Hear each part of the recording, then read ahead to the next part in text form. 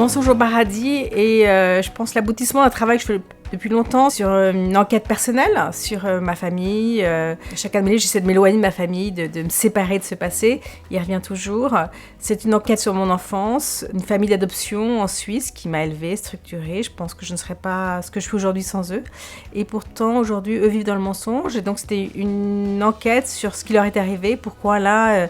a passé sa vie à escroquer, à mentir et a fini en prison. Pourquoi elle souffre d'une maladie mentale et de délire paranoïaque. Qu'est-ce qui a fait qu'ils vivent au pays du mensonge, dans ce paradis qui est le paradis suisse. Et au bout de 2 ans de travail, je me suis rendu compte que moi aussi je me mentais, je me mentais sur mon passé, sur mon présent, que moi qui aime tant lire, qui aime tant les histoires, je me racontais des histoires. J'aime les histoires qui se terminent bien et une fois de plus, je faisais de ma propre vie une histoire qui se terminait bien au lieu de faire avec ce qui se passe. Je refusais de voir la réalité et je crois qu'on fait tout ça à vouloir esquiver cette réalité qui est souvent trop cruelle et à s'inventer des histoires. D'ailleurs, c'est pour ça qu'on aime lire. Je crois que c'est la première fois que ça m'arrive. Je suis invitée d'honneur d'un festival. Je suis très honorée, j'en reviens pas. J'ai commencé à écrire sans le faire exprès il y a 15 ans maintenant. J'ai écrit un premier livre, disons, parce que j'avais une histoire à raconter, puis un deuxième, puis un troisième. Et aujourd'hui, je suis auteure de 14 livres, de romans, récits. J'en reviens pas d'être là, voilà, d'être reconnue comme écrivain, d'être invitée d'honneur à un festival littéraire. C'est vraiment un très grand honneur. J'en suis très heureuse. C'est très intéressant la lecture parce que à chaque fois je me rends compte que le lecteur s'approprie le livre, le transforme. Le lecteur est aussi un des auteurs du livre.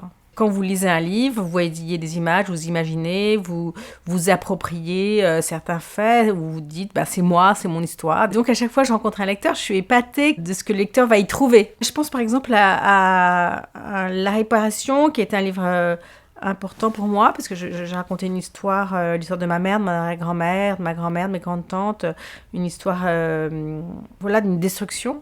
Et je voyais des lecteurs, l'un après l'autre, une lectrice qui avait pris le livre et qui s'était mise à pleurer, et puis une autre lecture juste après qui, elle, me souriait en me disant que ce livre était un livre, un hymne à la vie. Donc un lecteur pouvait pleurer, l'autre sourire pour un même livre. Et c'est assez passionnant, oui.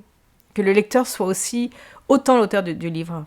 Chère ICN, cher ICN, je suis très, très heureuse de vous retrouver ce samedi 17 juin pour une journée consacrée à la lecture, au livre. Je pense que le livre est un instrument de liberté extraordinaire.